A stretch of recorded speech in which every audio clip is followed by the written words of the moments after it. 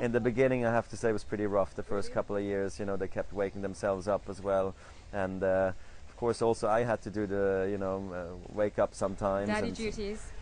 Yeah, exactly. I mean, we're talking, you know, Diapers? maybe once or twice a night. Diapers, you name it. I had to do it all. You know, some was before semis, some was before finals. Right. But I've had a great support team, great wife, of course, who's always been there and has said, "Don't worry, I'll, you know, fall asleep. You know, don't do it." And sometimes it's just too loud, you know. So And you you're do still wake winning up. titles. And yes, I'm happy. I've Yeah.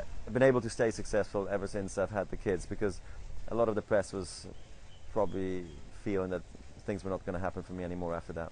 Are they aware of what Daddy does about winning, losing, all these titles? They actually now know winning and losing a little bit. Then they also understand the practice and the matches now, just a little bit. So Are they showing any inclinations towards tennis? no, not much. Too young. Too young. I mean, we've tried to put them into lessons just Yeah.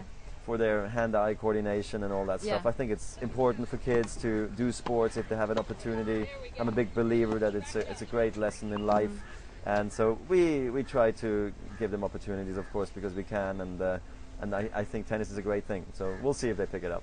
You know, when you look at tennis, there's so much more longevity now. When you've got 2 men's players in the top 5 above 30. So do you think the 30s are the new 20s in tennis? I don't know about the new 20s, but maybe the new 27s. I don't know.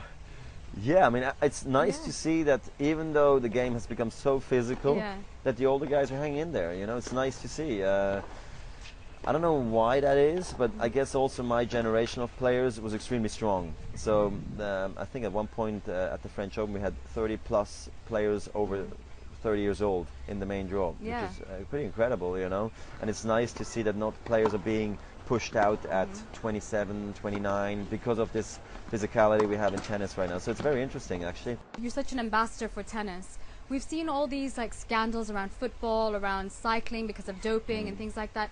Do you think as tennis becomes more of a power sport, there's a danger that tennis could become not clean in the future? No doubt about it. I mean, you can see it. Naive says no way.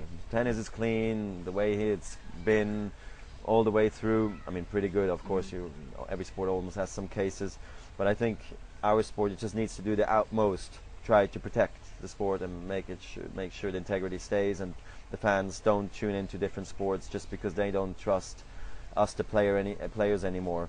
And I've always been a fighter that we have enough testing. So it needs to be more formalized, you think? Well, more funding, you name it, more blood, more urine, you name it, just all across the board. Maybe keeping samples as well for a long period of time so you can go back and then punish those players.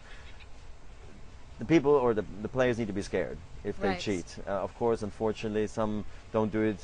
We do it by mistake, but unfortunately, it falls into the same, you know, situation that you have to pay the price for it if you cheat.